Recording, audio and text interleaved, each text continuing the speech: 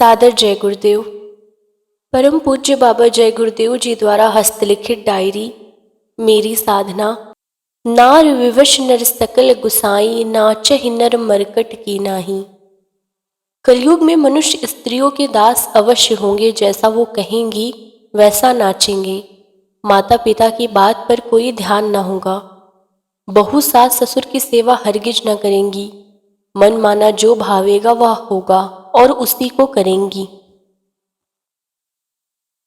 संसार में मनुष्यों को अब सुख न मिलेगा जब तक वह हमारे पास न आएंगे और प्रेम न करेंगे। प्रेम ही सार है जो आज खो गया है। किसी गांव में एक साईं बाबा रहते थे। वह बहुत मशहूर थे।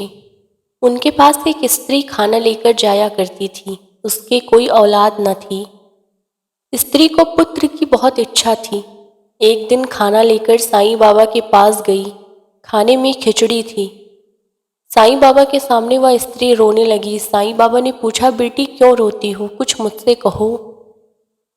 बहुत देर बाद कहा कि हमारे कोई औलाद नहीं है, हम एक बेटा चाहते हैं। साईं बाबा ने कहा कि हम खुदा के पास जाकर पूछेंगे और फिर तुम्हें बताएंगे।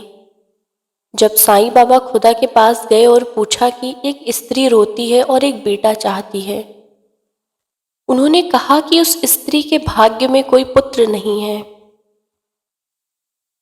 साईं बाबा ने कहा कि हमने मालिक से पूछा, उन्होंने देने से इनकार किया है। कहा है कि उसके भाग्य में नहीं है। अब हम खिचड़ी भी नहीं खाएंगे, तुम जाओ और खिचड़ी ले जाओ। स्त्री निराश रोती हुई चली। रास्ते में एक मस्त बाबा जी आ रहे थे जो पागलों की भांति घूमा करते थे। उन्होंने स्त्री को बुलाया और कहा कि तुम्हारे पास कुछ खाने को है, हमको बहुत भूख लगी है। स्त्री ने खिचड़ी सामने रखी और पागल बाबा ने देखा कि स्त्री रोती है और पूछा कि मैं तुमसे बहुत खुश हूं, तुम रोती क्यों हो। उसने कहा कि हमारे औलाद नहीं है, हम साईं बाबा के पास गए थे, उनके खुदा ने कहा कि उसके भाग्य में कोई पुत्र नहीं है। मैं बहुत दुखी हूं। पागल बाबा ने खुश होकर कहा कि जा, मैं तुम्हें 2 पुत्र देता हूं। कुछ दिन बाद उसको 2 पुत्र हुए। फिर वही स्त्री साईं बाबा के पास दोनों पुत्रों को लेकर गई और उनके सामने पेश किया और कहा कि मैं वही स्त्री हूं जिसके लिए खुदा ने कहा था कि उसके भाग्य में नहीं। साईं बाबा बोले कि हमारा मालिक झूठ नहीं बोलता है, तू परसों आना, हम मालिक से पूछकर बताएंगे। साईं ने मालिक से पूछा। उन्होंने कहा कि जो हमारे भक्त हो चुके हैं उनका कहा हुआ मुझे करना पड़ता है। पागल बाबा हमारा भक्त है, उसका प्रण रखना होगा। संत मुझसे सब कुछ करा सकते हैं, मैं उनके वशीभूत हूं। स्त्री भक्त की दशा। एक स्त्री अपने पति से बहुत प्यार करती थी, परंतु परमात्मा की महिमा में उसका मन बिल्कुल नहीं लगता था। साधु महात्मा को वह स्त्री कुछ नहीं मानती थी। एक साधु ने कहा कि बेटी, पति की सेवा करने के बाद अतिथि सेवा भी किया कर। उसने कुछ नहीं सुना। जब स्त्री का शरीर छूटा तो वह एक किसान के घर की कुतिया हुई। रात दिन भोगती रहती थी। महात्मा उसी गांव से जा रहे थे। उन्होंने कहा कि और कर पति की सेवा। उसका फल मोह के कारण यह हुआ कि कुतिया हुई। यदि साधु महात्माओं की सेवा करती तो मोह से छुटकारा होता। जहां आशा वहां वासा।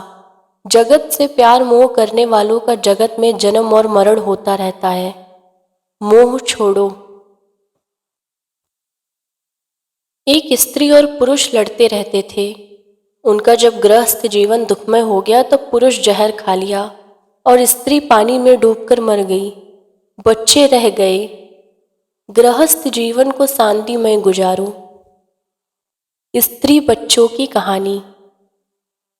कलकत्ते में एक बंगालीन औरत जिसका पति मर चुका था।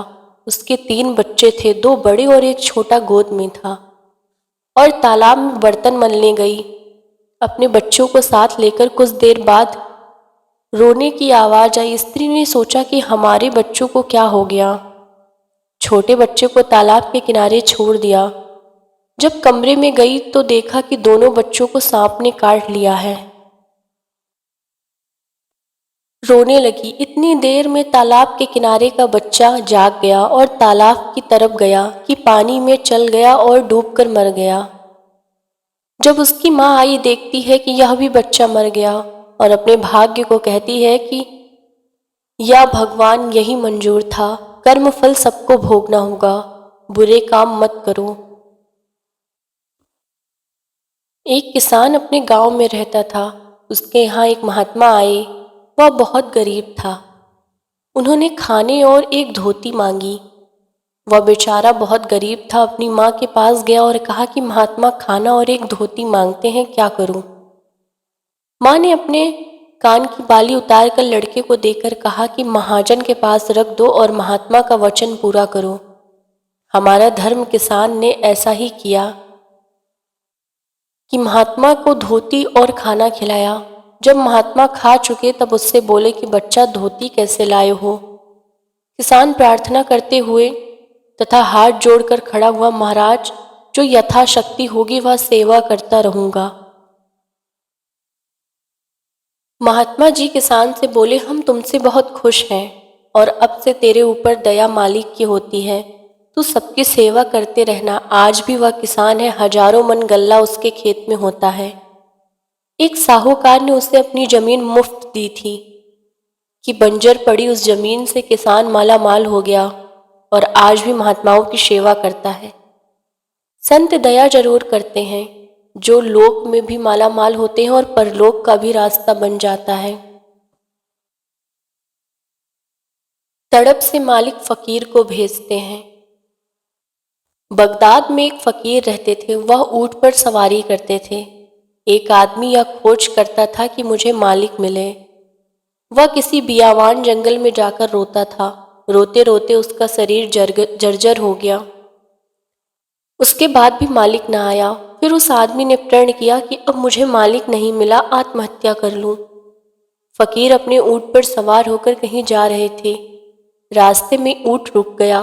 फकीर साहब सोचने लगे कि ऐसा हमारा ऊंट कभी नहीं कुछ नहीं करता है, आज क्यों रुका?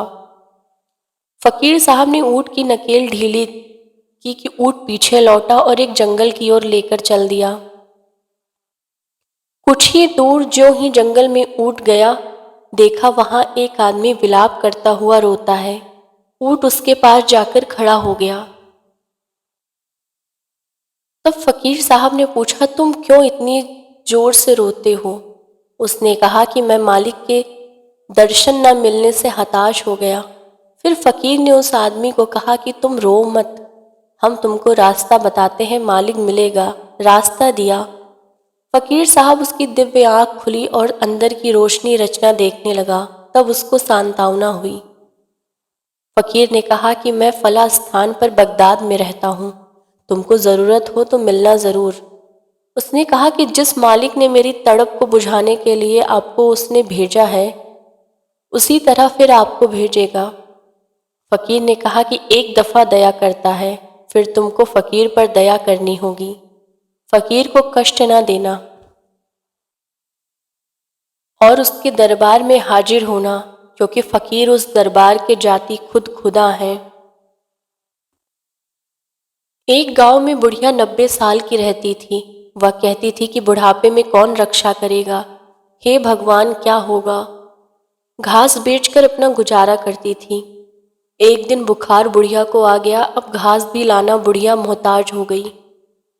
तब उसने कहा, भगवान, अब हमारा शरीर बदल दो। उसकी परीक्षा लेने के लिए धर्मदूत आए और कहा कि तुमने मुझे बुलाया है, चलो। बुढ़िया कहने लगी कि मैं ऊपर से कहा करती थी कि हमारी मौत हो जावे, मुझे आप छोड़ दें, मरने के लिए तैयार नहीं हूं।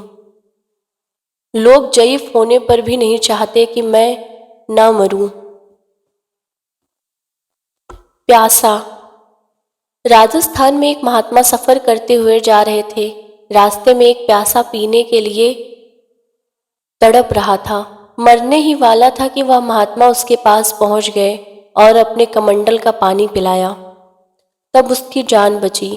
जब होश आया तब महात्मा ने कहा कि अब किसी को अपने दरवाजे से प्यासा मत जाने देना। जो दूसरे मुसाफिरों को पानी नहीं पिलाता है वही प्यासा मरता है। महात्मा बोले, इसी तरह ईश्वर के दर्शन की जिज्ञासा लग जाए तो भगवान मिल जाते हैं। भगवान के दर्शन की प्यास होनी चाहिए, परंतु गुरु को खोजना